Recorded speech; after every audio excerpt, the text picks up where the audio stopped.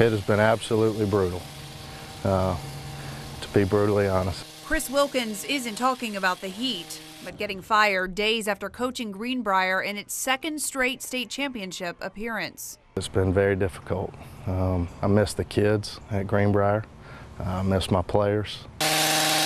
Now it's a new kind of blood, sweat, and tears for Wilkins. 1 month later, the former head baseball coach's new venture, Wilkie Way, is up and running, all because of a promise he made his family the night he was fired. We all prayed together, and I just looked them all in the eye and wanted them to know that Daddy was still going to provide. We're going to be okay if Daddy has to deliver pizzas or flip burgers, whatever I have to do, we're going to be okay.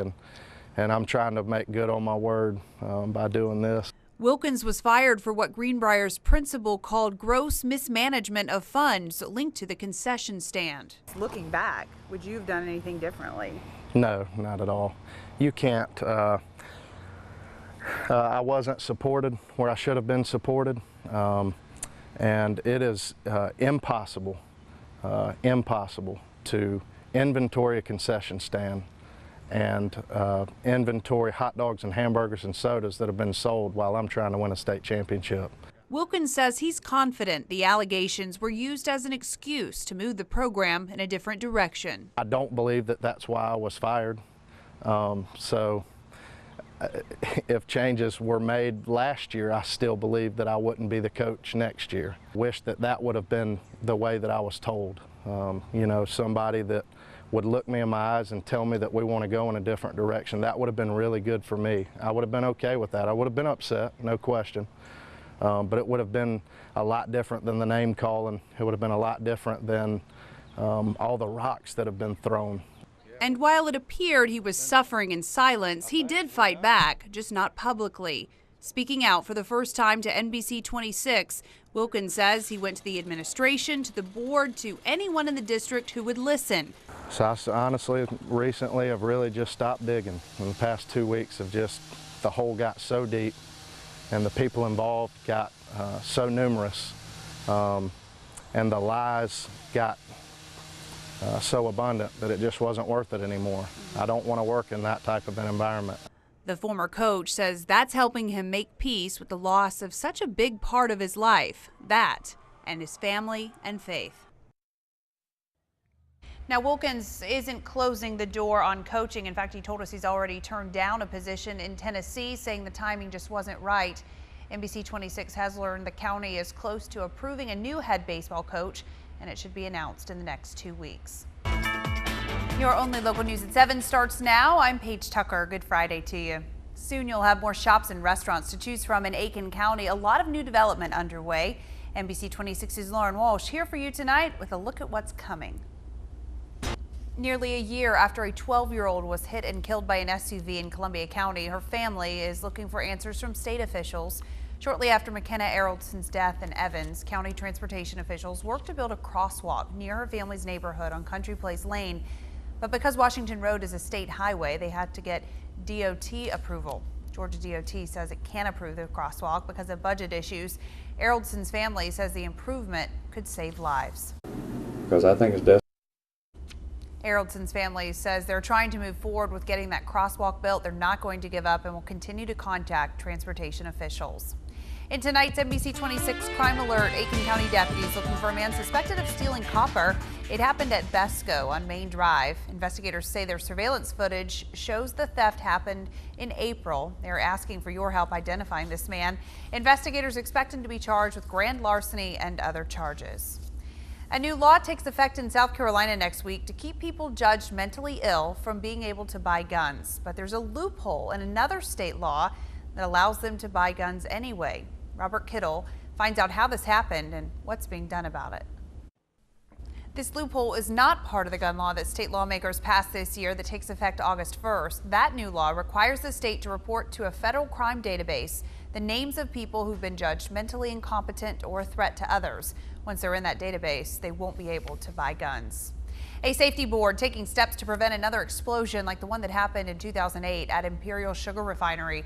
That blast killed 14 people and dozens of others were brought here to Augusta to be treated at Doctors Hospital for burns. A chemical safety board has adopted a safety standard for combustible dust, which was blamed for that accident.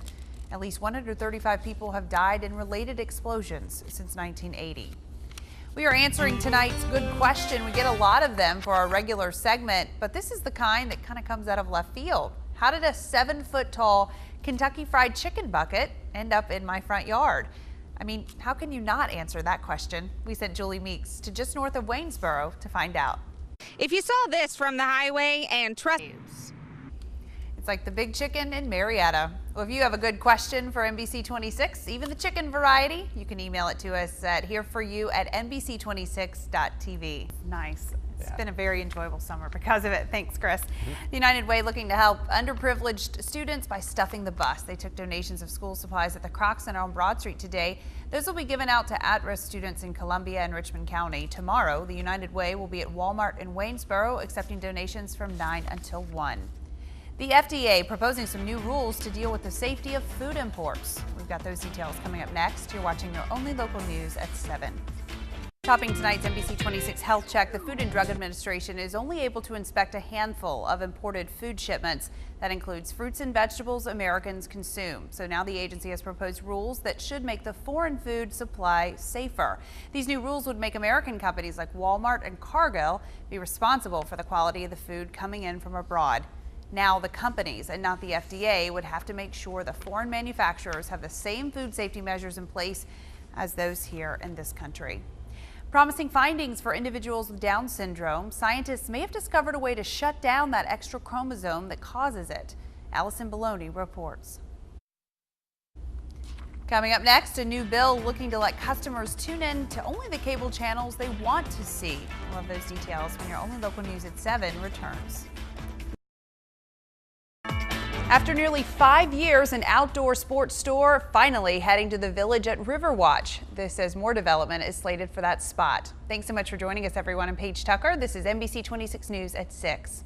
Another day, another major store announcement. Yesterday, we told you about Bass Pro Shop setting up shop in Columbia County. Today, we got word of a similar announcement bringing Cabela's to the CSRA as well. NBC 26's Julie Meeks has the story. 26 News. Sprouse tells us they have offered great incentives for big business like Cabela's. Those incentives include a tax allocation district. That means the difference in the old property tax and the new property tax can be used for things like maintenance.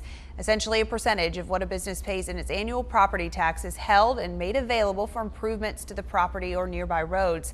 That difference can be spent until the agreement ends. Unemployment in Metro Augusta is on the rise. The Department of Labor says the jobless rate increased 1% in June to 9.3%.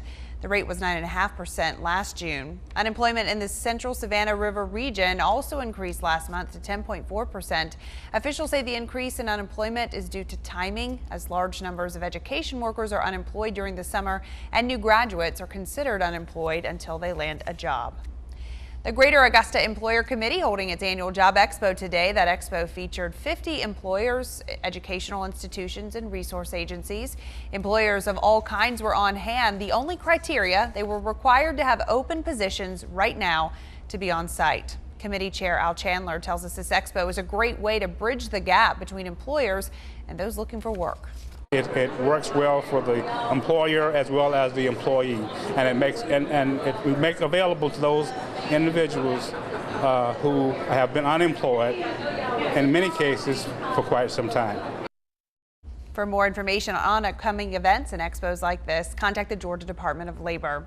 Turning now to our Education Watch, cutting cooling costs. Teachers putting sweat equity into getting their classrooms ready for back to school. And we do mean they are sweating. Budget cuts are keeping the AC off in the hot summer months. NBC 26's Lauren Walsh here for you to ask if this sacrifice is worth the savings. Lauren? Yes. Thanks, Lauren. And the school year is just 3 weeks away for some students in our area. Columbia County back to school first, heading back August 6th. Richmond County's first day is August 12th, with registration starting 2 weeks from today. And students in Aiken County heading back to the classroom August 19th. Some changes are in store for students in Columbia County schools. With the demolition of Martinez Elementary and the opening of a new school, some parents have been asking about changes to the bus routes. However, school officials say they won't be making any major changes. The school system will be mailing cards telling parents what bus their child should take early next week. Look for them in the mailbox. Days by now. The warmest temperature is average there at 94 on Monday. No complaints here for avoiding those triple digits. No. All right, thanks, Chris. Aiken's Department of Public Safety is reaching out to the community over a cup of coffee. Today they launched their Coffee with a Cop program. Officers say it helps them get to know people outside of emergency situations so they feel comfortable talking to them. The next program is planned for sometime in August. We'll let you know when a date is finalized.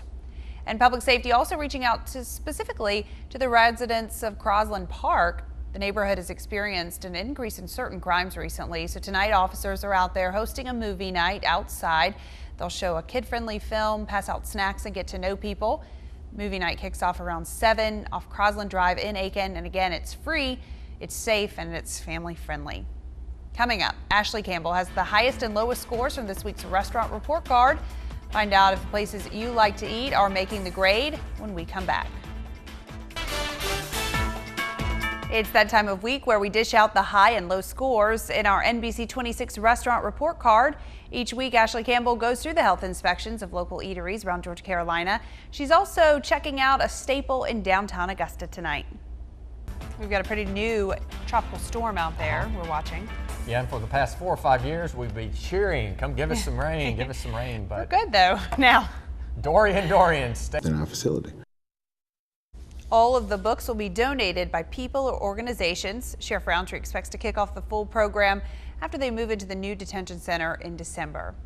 All right, Sports Director Brendan Robertson here now. A big payday for one Atlanta Falcon. Yeah, Paige is a cornerstone in the franchise. 9 figures. Quite a bit of it guaranteed. Details on that contract up next. Plus, Nice name.